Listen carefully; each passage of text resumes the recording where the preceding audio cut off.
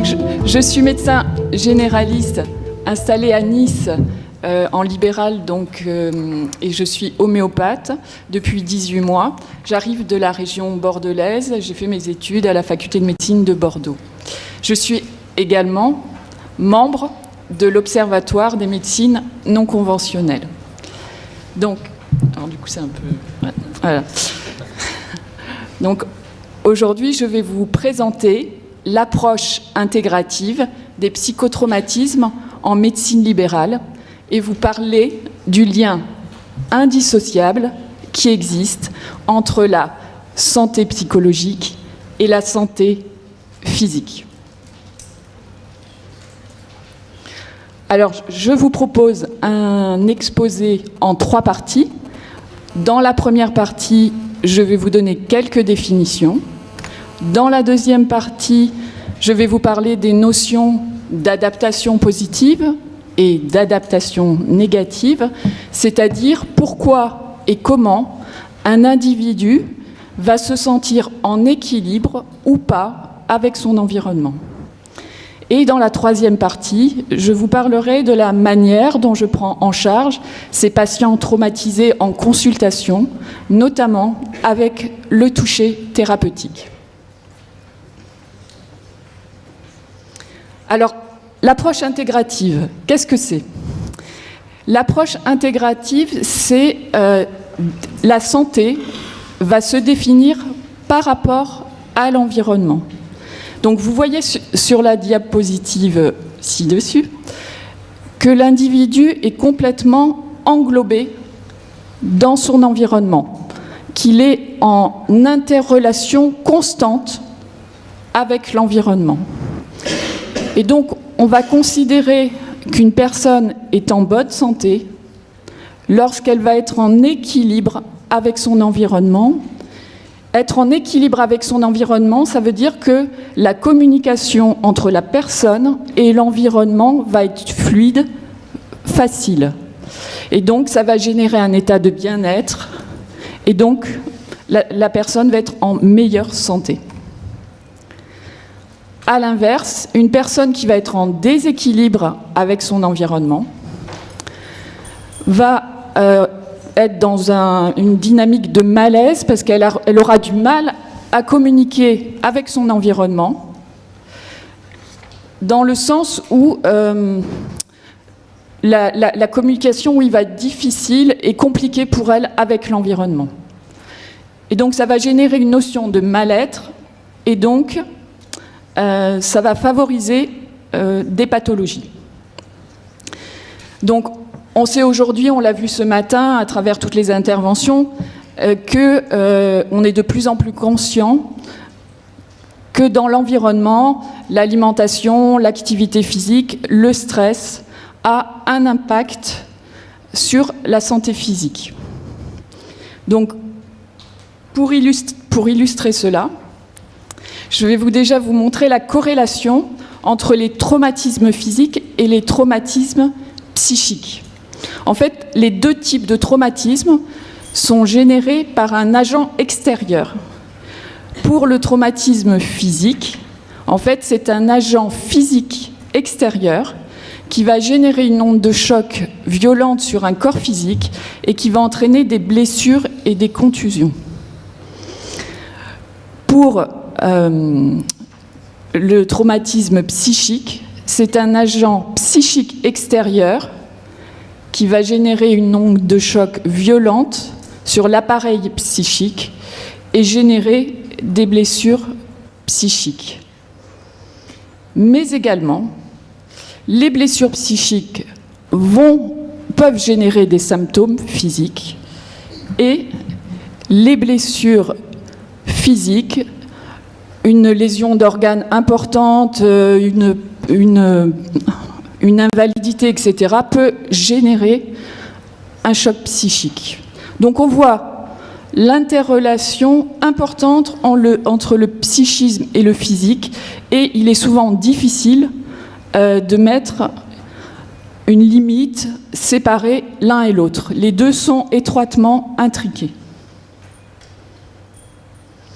Alors, en conséquence, En approche intégrative, on va considérer qu'un psychotraumatisme est une rupture, une fracture à l'intérieur de la personne, ou ce qui va définir un avant et un après. L'avant, la personne était en équilibre avec son environnement, elle se sentait en sécurité. Après, tous ses repères vont voler en éclats et elle va être dans une dynamique de vulnérabilité et d'insécurité. Et comme on l'a dit ce matin, plus rien ne sera comme avant. Et la personne va devoir faire le deuil d'une situation antérieure. Alors, nous allons aborder la deuxième partie pour comprendre les notions d'adaptation positive et d'adaptation négative. Donc, en fait, un enfant, dès la naissance, va se construire en interaction avec son environnement. Soit l'environnement physique, c'est-à-dire l'espace dans lequel il évolue, soit l'environnement relationnel, autrui, car en fait, il se passe une communication feedback entre l'enfant qui va grandir par rapport à l'environnement physique, notamment lorsqu'il va commencer à se déplacer, il va il va se déplacer et donc va être limité par des obstacles. Et le fait d'être limité par ces obstacles fait que ça va faire miroir à son schéma corporel. Et donc ça définit une communication entre l'enfant qui va se construire sur un plan schéma corporel avec l'espace physique. Et de la même manière, on va avoir une interrelation feedback entre l'enfant qui va se construire avec son entourage et l'entourage qui va lui renvoyer une image de lui-même, un miroir. Et petit à petit, l'enfant va prendre conscience qu'il existe de par cette interrelation avec l'ensemble de son environnement. Ce qui montre bien que, en fait, notre notion, notre sensation d'exister, elle ne peut être définie que par rapport à notre environnement. Et c'est d'autant plus vrai que nous avons besoin d'oxygène pour respirer, nous avons besoin de nous nourrir, et nous allons trouver l'oxygène, la nourriture dans l'environnement. Donc, pas d'environnement, pas d'existence. Alors, l'enfant, donc il va continuer à grandir et en grandissant, il va traverser des expériences de vie. Ces expériences de vie vont être soit positives, soit négatives. Les expériences de vie positives, ce sont les expériences de vie qui vont activer le système neuronal de récompense et vont faire que ça va entraîner une satisfaction, un bien-être, et la personne va avoir le désir de reproduire en fait les expériences positives. Pour les expériences négatives, en fait, ça va activer le circuit neuronal du stress. Et donc, ça va générer un mal-être, une forme de souffrance. Et la personne va désirer éviter ces expériences. Donc, l'ensemble de ces expériences, positives et négatives, vont constituer la mémoire. Et à travers cette mémoire, ça va être un système, un référentiel, qui va permettre à l'enfant qui grandit de définir son environnement, se représenter son environnement et se représenter lui-même, avoir une représentation de lui-même, de ses pensées, de son schéma corporel et de son aspect physique. Et donc, le fait de cette représentation du monde et de lui-même, en fait, va être complètement subjective et limitée puisqu'elle va être liée à son histoire personnelle. Et que nous avons tous tendance, par extrapolation, à faire une généralité de ce que nous connaissons, ce qui va nous amener à définir des systèmes de croyances, des systèmes de valeurs qui vont donner un sens et une cohérence à nos vies et nous permettent de définir des objectifs et d'avancer dans nos vies. Alors, pour illustrer cela, j'ai pris l'exemple d'Astérix, que tout le monde connaît. Et donc, en fait, les systèmes de croyances, les systèmes de valeurs d'Astérix, c'est le village gaulois, c'est la potion magique, c'est les Romains, et c'est ce qui va, en fait, donner des objectifs, une motivation, et l'amener à avoir des actions dans un sens donné, une direction donnée, et petit à petit, ça construit sa personnalité. Et donc, en fait, il y a comme une colonne vertébrale, un axe qui se met en place à l'intérieur de la personne. Puisque, évidemment, c'est valable pour tout le monde. Là, j'ai pris l'exemple d'Astérix, mais c'est valable pour tout le monde.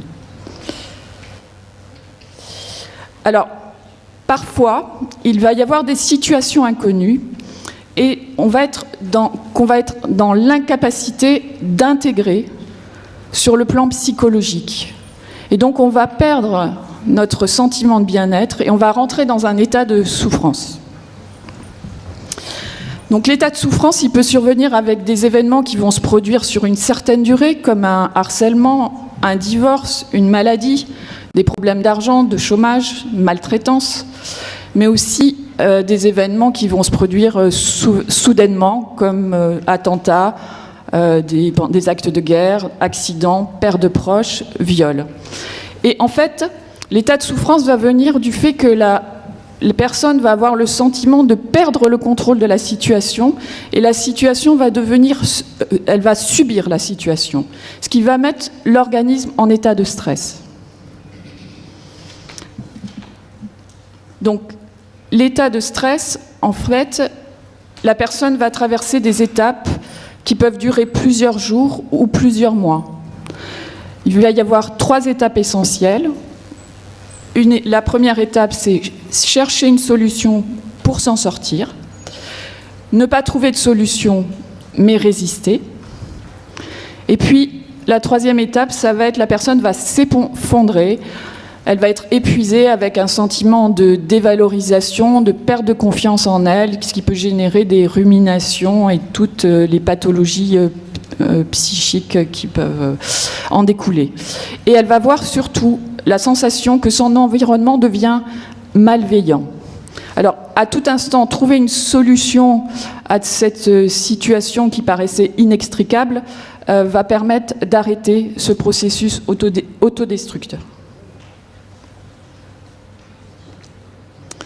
Donc, en consultation, en fait, on peut recevoir des personnes qui auront subi un psychotraumatisme qui aura eu lieu quelques jours avant la consultation, mais aussi parfois des années avant, dans l'enfance, etc.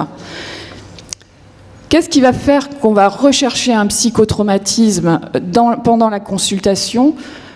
Le symptôme vraiment d'alerte, en fait, ce sont les symptômes chroniques. C'est-à-dire que la personne va présenter des pathologies ou des symptômes qui durent depuis des années, ou alors des symptômes vont disparaître mais être remplacés par un autre, et il y a en permanence un état pseudo-pathologique chez la personne.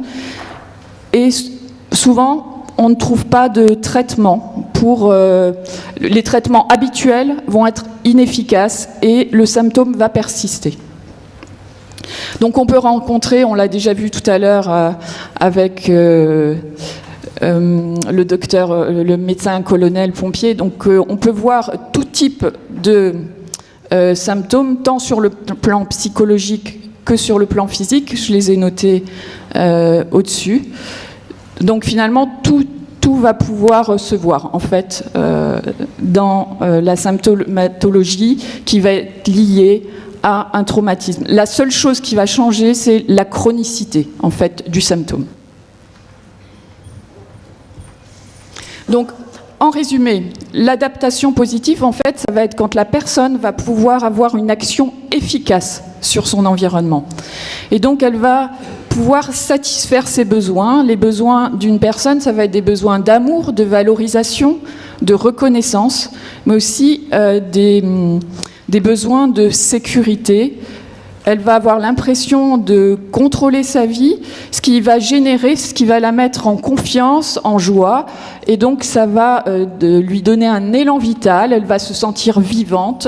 Et ça va lui donner une ouverture sur le monde et une envie vraiment d'aller de l'avant et d'agrandir ses connaissances sur son environnement. Donc là, j'ai mis des petits pointillés pour montrer l'ouverture, en fait, sur le monde. À l'inverse, l'adaptation négative va correspondre à une action inefficace sur l'environnement. C'est-à-dire que la personne qui aura subi un traumatisme, comme elle va perdre ses repères, et donc elle va se sentir en insécurité, elle va vouloir se protéger, se recroqueviller sur elle-même, elle va avoir un sentiment d'impuissance et il va y avoir une perte de son élan vital, une fermeture au monde et la personne va avoir l'impression qu'elle n'existe pas ou qu'en tout cas son existence n'est pas reconnue. Donc là aussi j'ai fait des pointillés pour montrer l'état de fermeture en fait par rapport à l'environnement. Donc nous abordons la troisième partie. Je vais vous parler de la prise en charge donc de ces patients traumatisés donc en consultation. Donc en fait, c'est comme une consultation médicale classique. Il va y avoir 3 étapes. La première étape va consister en écoute thérapeutique. Mais au-delà des symptômes physiques, on va aussi s'intéresser à la chronologie de l'histoire de vie de la personne et notamment à son interaction avec son environnement sur le plan familial, social, professionnel. Et aussi, ce qui va être très important, c'est de s'interroger sur sa capacité à prendre soin d'elle et la capacité que la personne va avoir à se ressourcer. La deuxième étape, ça va être l'étape de l'examen clinique et qui va être approfondie par une séance de toucher thérapeutique dont je vais vous parler par la suite. Et la troisième étape, ce sera l'étape de la prescription médicamenteuse et ou adressée à des confrères pour travailler en synergie. 5 minutes. Donc il faudra un suivi. Et la durée va être variable en fonction de chaque personne. Donc moi j'ai choisi le toucher thérapeutique parce que c'est le système nerveux qui permet de communiquer avec l'environnement et qui va permettre de déclencher l'action par l'intermédiaire du système musculaire, puisque l'action ça va être mise en œuvre par la contraction musculaire. Et donc lors d'un traumatisme important, il va y avoir une décharge d'adrénaline qui fait qu'il y a plein de chaînes musculaires dans le corps qui vont se mettre en contraction et qui fait que la personne va, pour combattre ou fuir en fait. Et elle va se mettre dans le combat dans une position qui va être un peu agressive dans le sens où vous le voyez sur ces images. Il y a la mâchoire qui avance en avant dans un sens d'agression. Les épaules vont se mettre en fermeture, le corps se penche en avant. Et le problème, c'est que lors du psychotraumatisme, la personne est prête à passer à l'attaque, mais elle ne va pas pouvoir, puisqu'elle va être sidérée dans son action. Et elle va donc être empêchée, ce qui fait que la contracture musculaire va persister et ce qui va générer une empreinte du traumatisme psychique dans le corps, avec notamment un blocage du diaphragme. La personne ne va pas pouvoir continuer à respirer correctement, la respiration va devenir superficielle et ça va engendrer des blocages articulaires et le corps qui reste penché en avant et qui passe d'une attitude d'action de combat à un peu de soumission avec la tête vers le bas. Donc là, on voit que une personne, au cours de sa vie, elle va avoir plusieurs périodes difficiles qui font que petit à petit, si on ne travaille pas au niveau corporel, le corps, la position corporelle va s'aggraver, ce qui va entraîner un vieillissement prématuré et qui va aussi favoriser, par la mise en tension des fascias, un ralentissement du métabolisme cellulaire qui va entraîner une réaction inflammatoire globale, et la réaction inflammatoire fait le lit des pathologies. Le feedback négatif, c'est-à-dire qu'en fait, comme il y a une empreinte psychique du traumatisme corporel, les muscles envoient par le biais neuro-hormonal une information au cerveau pour l'alerter que, en fait, ça va alerter que le cerveau du danger, dans le sens où il y a toujours l'attitude, et le cerveau va lui-même continuer à envoyer de l'adrénaline qui fait que ça va enfermer la personne dans sa problématique. Alors, la pratique du toucher thérapeutique, elle est en deux parties.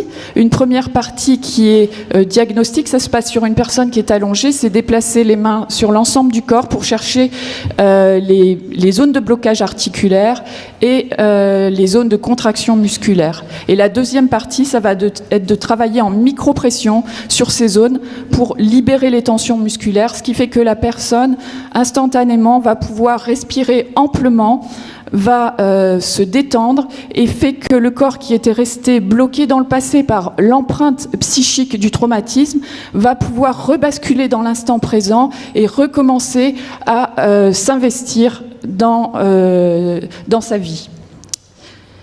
En conclusion, donc en fait pour moi c'était vraiment important de témoigner aujourd'hui de l'importance de rechercher des psychotraumatismes chez les personnes qui viennent nous voir en consultation, parce qu'un psychotraumatisme va vraiment générer une altération importante d'un individu à se sentir en harmonie avec son environnement, et donc va être la source de nombreuses pathologies.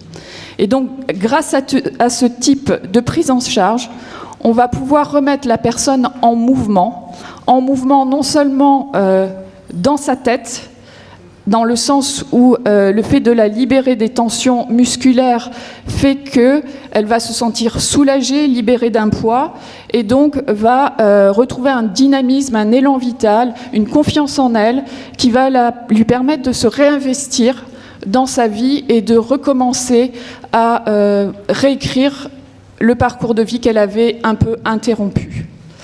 Et aussi également sur le plan physique, puisque en libérant la personne des contractions musculaires et son corps va retrouver une souplesse, un mouvement, un dynamisme, et donc voilà, globalement, ça va permettre à la personne de retrouver un état de santé. Le fait de travailler au niveau corporel va aussi libérer sur le plan psychique.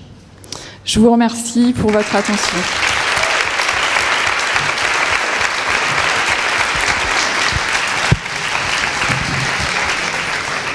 Merci beaucoup. Y a-t-il des questions dans la salle ? Madame, oui, on vous porte le micro.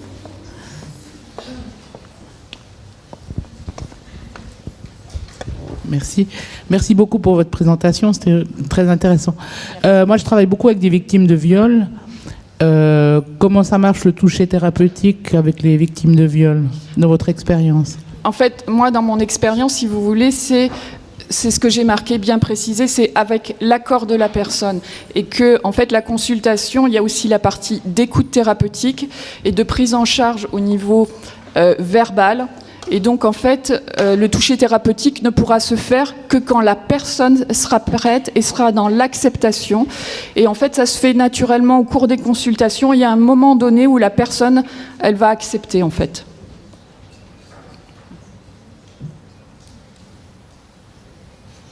Est-ce qu'il y a d'autres... Une autre question ?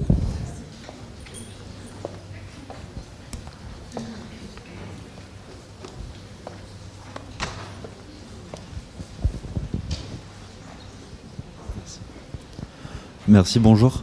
Bonjour. Ma question, c'était comment gérer un patient en état clinique de stress post-traumatique, mais qui est dans le déni, qui ne veut pas se prendre en charge, qui dit non, moi cette situation-là me convient, je me sens pas de rentrer dans une démarche thérapeutique. En libéral, on en voit. Alors justement, c'est moi ce qui m'a amené vers le toucher thérapeutique, c'est justement qu'en fait, cette approche, dans un premier temps, pour un patient qui est dans le déni ou qui a du mal, parce qu'on parle de la méditation, et des fois, les personnes ont du mal à faire cette démarche, même d'aller voir un psychologue ou un psychiatre. C'est pour ça que c'est important pour les médecins de détecter et d'avoir, par le toucher thérapeutique, moi, ce qui me permet d'agir, finalement, alors que le patient, quelque part, reste passif, c'est-à-dire que même si il n'a pas envie de se soigner, le fait d'être simplement allongé, qu'on pose les mains sur lui, qu'on l'apaise et qu'il se détende, et simplement déjà ça va permettre au patient d'aller mieux. Et donc petit à petit d'avancer dans sa tête et en fait, on va lui permettre de se réouvrir. Il s'était fermé, bloqué avec l'impact psychique, et simplement de l'apaiser va permettre de lui permettre de redémarrer. Bonjour. Oui, là-haut. C'est moi qui ai le micro, désolé. Je voulais savoir, votre toucher thérapeutique, c'est-à-dire quand vous posez les mains sur les parties du corps, oui. Comment vous diagnostiquez que justement l'articulation n'est pas en place, ou voilà, est-ce que c'est par un ressenti, ou est-ce que c'est par des méthodes ostéopathiques ou autres? Alors, moi, j'ai choisi le terme toucher thérapeutique de manière globale. En fait, le toucher thérapeutique, ça peut englober autant l'ostéopathie que la chiropraxie, voilà. Pour ma part, je parle de toucher thérapeutique puisque je n'ai pas fait de formation d'ostéopathie. J'ai fait une formation de microkinésithérapie, de médecine chinoise, et en fait, avec les éléments de médecine chinoise et de microkinésithérapie, en fait, j'ai un peu fait ma sauce et je travaille à ma manière. Donc moi, ma manière de diagnostiquer un problème au niveau corporel, c'est en fait, on sent que les tissus qui sont immobilisés. En fait, quand il y a un blocage, les muscles, le derme, les fascias, tout est collé, condensé, ça bouge plus. Et donc là, on sait à ce niveau-là qu'il y a un blocage. Et donc par micro-pression, on va relâcher cette zone qui fait que les différentes couches, fascia, derme et muscles, vont pouvoir reglisser les unes sur les autres.